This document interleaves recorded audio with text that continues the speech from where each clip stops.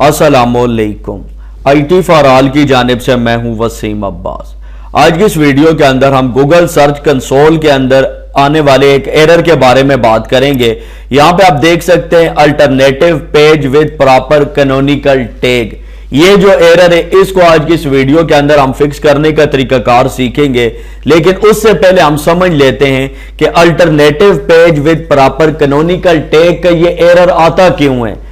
ये आपकी वेबसाइट के ऊपर एरर उस वक्त आता है जब आपकी वेबसाइट के ऊपर कोई भी URL डुप्लीकेट हो जाता है, यानी आपकी वेबसाइट के ऊपर सेम URL किसी भी दो पोस्टों के बन जाते हैं या आप लोगों का कोई भी URL डुप्लीकेट हो जाता है, तो फिर उस वक्त आपको इस एरर का सामना करना पड़ता है। मैं इसके ऊपर क्लिक करता हूं तो यहां पे ये देखिए इसकी डिटेल्स आ रही हैं। यहां पर आपके पास 5 URL 10-15 मुख्तलिफ URL हो सकते हैं। मेरी वेबसाइट का यहां पे एक URL आ रहा है। अब किस तरीके से लिंक डुप्लीकेट हुआ है, URL कैसे डुप्लीकेट हुआ है, ये देखिए बुलागर टेम्पलेट फ्री डाउनलोड.com, ये गूगल में इंडेक्स है और सेम एक और URL बन गया है मेरी वेबसाइट का जिसके सामने लिखा आ रहा है m=1, जो मोबाइल वेरिएंट है ये भी एक URL बन गया है।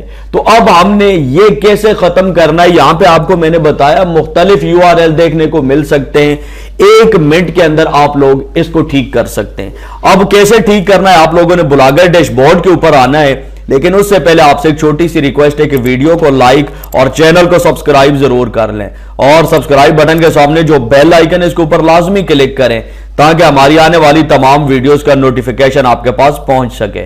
ये देखें यहां पे बुलागर डैशबोर्ड के अंदर मैं आ गया हूं। आप लोगों ने थीम के ऊपर क्लिक करना है और यहां पे ये देखिए ये जो आपको ड्रॉप डाउन एरो नजर आ रहा है इसके ऊपर क्लिक करके एडिट HTML के ऊपर आप लोगों ने क्लिक करना है।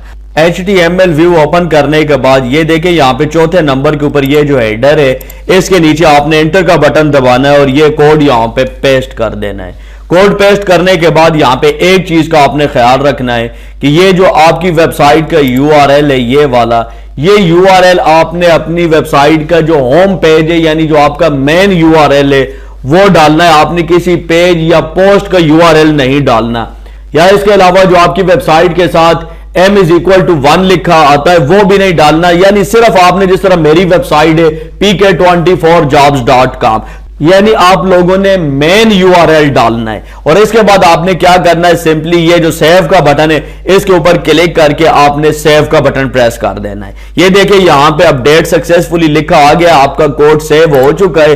अब आपका काम खत्म है। इसके बाद यहां पर आकर आप लोग देखें सी डिटेल्स, यहां पे वैलिडेशन मैंने स्टार्ट की हुई है। आप ये कोड अपडेट करने के बाद यहां से वैलिडेशन स्टार्ट कर देना है और ये तकरीबन 1 वीक के अंदर आपकी वेबसाइट से ये एरर खत्म हो जाएगा।